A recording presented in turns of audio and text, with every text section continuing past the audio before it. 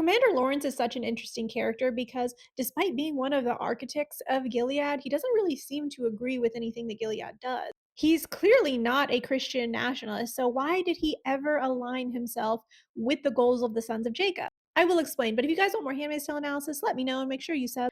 To me, Commander Lawrence really perfectly captures this archetype of a person who believes they're going to use an extremist movement to further their own vision, but at the end of the day, you can never use fascism. Fascism is always going to use you. The thing we know about Commander Lawrence is that he had some goals that were actually rooted in good, right? We really shouldn't ignore the fact that there were actual problems that preceded Gilead, issues so big that they were going to lead to the demise of America, maybe even the demise of humanity. There were issues with the deteriorating climate. There were issues with pollution that led to a widespread infertility crisis. And I think this is important to note because sometimes when I see people consume narrative or read back on history, they tend to simplify it. They tend to make it seem more extremist than it was. And they very often gloss over the fact that fascism is usually preceded by some major negative force in a country because human suffering makes us more susceptible to falling for fascism.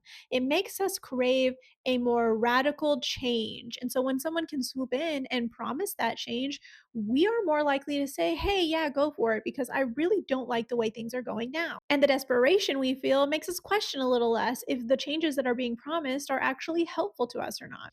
What preceded the rise of fascism in World War II Germany was, of course, hyperinflation. Economically, things became so severe that people couldn't afford basic life necessities like groceries. I know that might sound a little familiar to you. And I just think it's important to point out because, again, people like to create these black and white narratives. We look back on Nazi Germany and very often say, oh, that was allowed to happen because people were inherently racist. Everyone who supported that party was an inherently racist, hateful person. And the problem with creating such an extremist and frankly false narrative is it makes us less likely to see when those signs are happening in our own country. Because if you assume that everyone in Nazi Germany was hateful and inherently evil, then you're more likely to say, oh, well, that's not happening here because my neighbor voted for this person and they're not inherently hateful and racist. The thing is, neither were many people who supported the Nazi party. At least they didn't believe themselves to be, because Hitler mostly ran on a platform of economic sovereignty. And what he told people was look,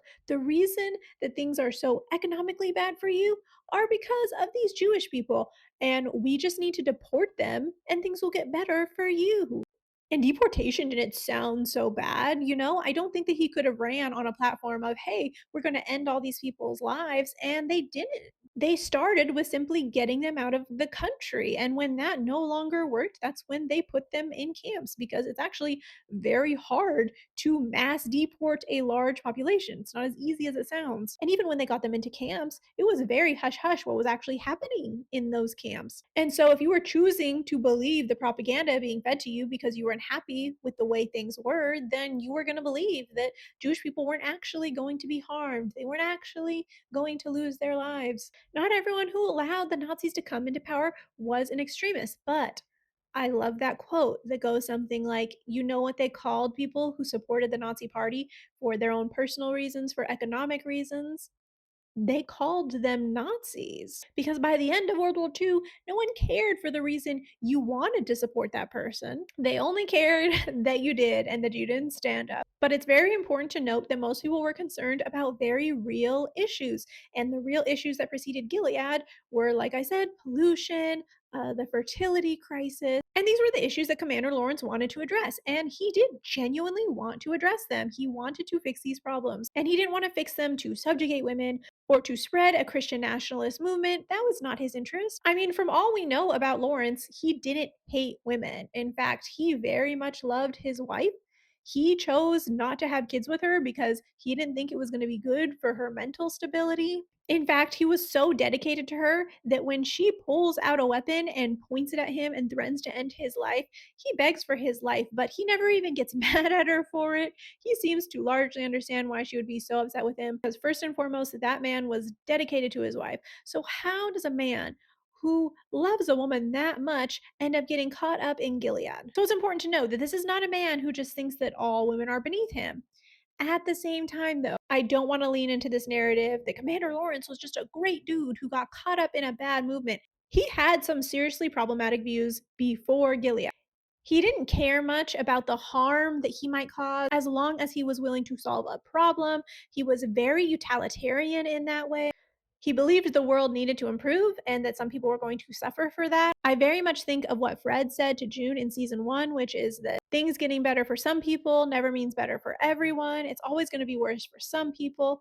That's kind of the center of Commander Lawrence's beliefs. We see that when June becomes his handmaid and he says, look, I saved Emily because Emily was a useful person. She's going to go off and do good in the world, but you are a largely useless person. And so I don't really care about helping you. June really pushes back against this and she's like, okay, well, if I'm useless, you're worse than useless because you are part of the reason that Gilead even exists. And in response to that, he takes her to this prison where these women are going to get sent to the colonies. And he says, you can save 5 of them to become Martha's, but you got to pick.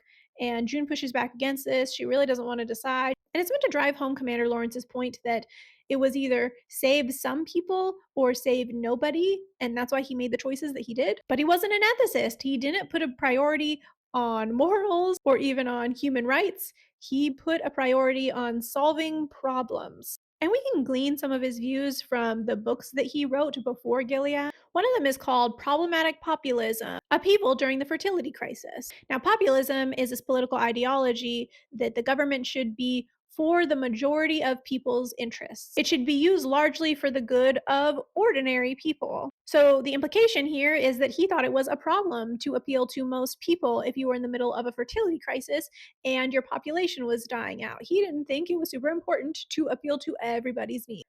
As an economist, he wrote another book called The Cause for the Relaunch of the Mercantile Economy in Developed Nations. Now, a mercantile economy is one that mostly focuses on exporting goods rather than importing goods and being a more independent economy. The goal here is to have a trade surplus and to put really high tariffs on imports coming in to discourage them. Again, I know that sounds familiar. But that was Commander Lawrence's beliefs as well.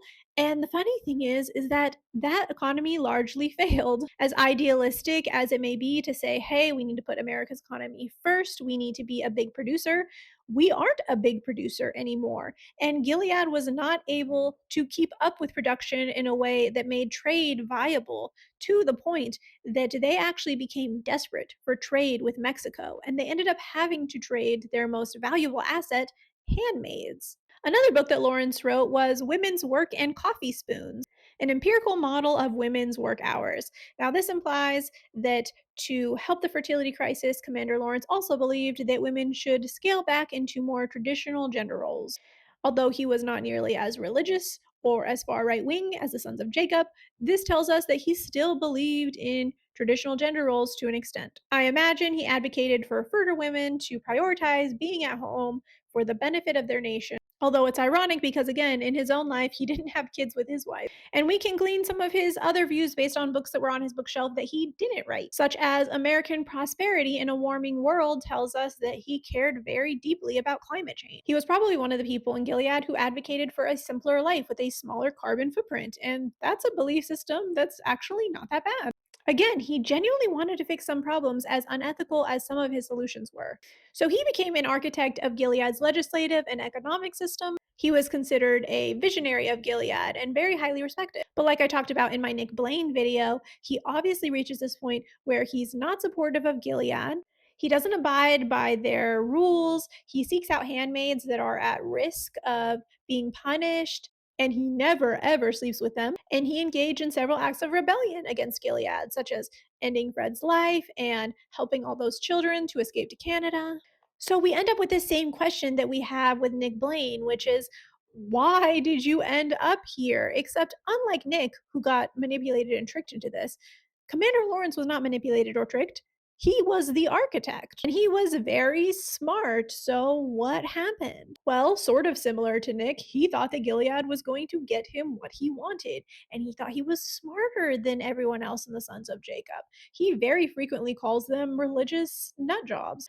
I think in his mind, he thought, okay, they are aligned with some of my views, with some of what I want to get done, so I can help them accomplish what I want, and I will be able to have more control over this movement because I'm a smarter guy than them. And you have to remember that Gilead was really built slowly. They didn't like come out swinging with the Handmaid's Tale idea. That's something that happened much later. But once some of the more extremist things started to come into play, Commander Lawrence couldn't get off the ship. The ship had sailed. Just like Nick, fascism ended up using him. And the thing is, I think he was smarter than the other commanders, but being smart does not get you anywhere if the majority is not smart and matching your intellect and your values. And once fascism starts using you, no amount of respect or status is going to help you fight it. He was a very well respected commander. It did not matter because Gilead was so surveilled and controlled, and he had his regrets. I think a lot about that scene where June lambasts him and tells him, "Do you know all the pain that you caused, all the women that you hurt?" He says, "Yes." And he defends himself a little bit and says, "I was trying to save the world, and I did. I did it. I accomplished what I wanted to do, but it got away from me." Those are the exact words he uses. It got away from me. And he says if he could go back and redo it, he would. He would let everything burn to the ground rather than have caused the harm that he caused, because even though he was a utilitarian, he didn't prioritize morals. At the end of the day, we all have a moral line that goes too far. And even if you're not prioritizing empathy, if you don't factor that in to your viewpoint, then it is going to go too far because he aligned himself with other people that didn't value empathy and human rights. And the truth is, the sons of Jacob needed men like Commander Lawrence, needed men who were a little more middle of the road, who were not extremists, who were not religious nut jobs. Because when the sons of Jacob started to rise in society and get more notoriety, people were able to look at people like Commander Lawrence and say, hey, this isn't a fascist movement. This isn't an extremist movement because look at Lawrence. He's reasonable. He wants to solve our problems in a way that makes sense to me. And he's supporting the people that you're calling extremists, that you're calling fascists. So if he's not a fascist and he's not an extremist, then the rest of you are just overreacting.